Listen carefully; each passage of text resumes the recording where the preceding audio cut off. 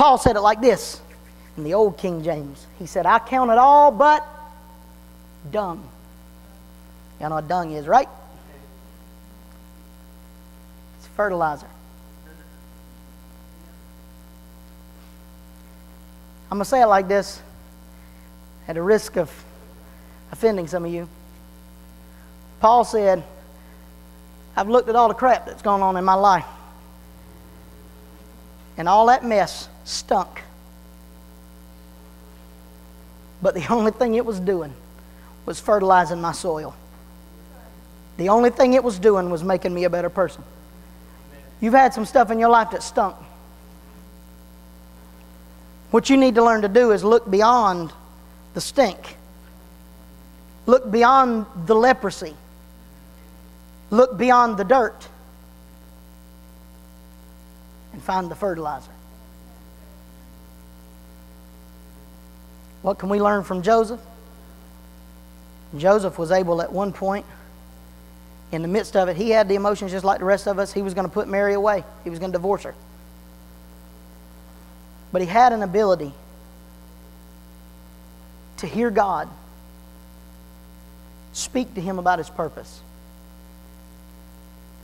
And even though all of the negativity that surrounded the arrival of his blessing, he was able to recognize God's blessing on his life.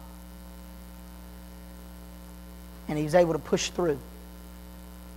Most scholars believe the last time we see Joseph in Scripture is at the temple. You know, when Mary and Joseph lost Jesus? Great parents. It's the last time we see or hear of Joseph. And so a lot of people have speculated.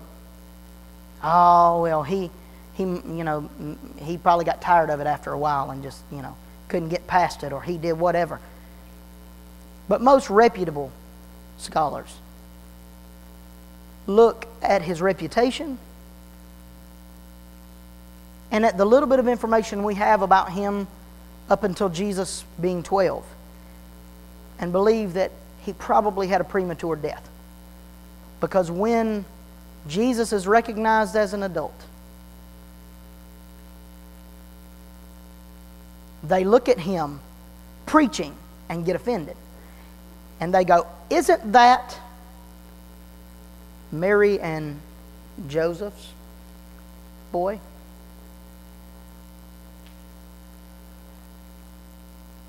There's a lot we can learn from Joseph. But the one thing I want us to understand today is sometimes God will bring your blessing in the way that you least expect it. And what we have to do is learn to throw our preconceived expectations out the window and see the blessing for where it is.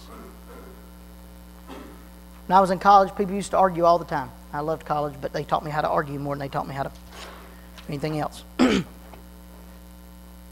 always raised questions. They always critiquing every move of God and always critiquing every message that they heard. And my problem with that is when I become so critical of the dirt, and there will be dirt.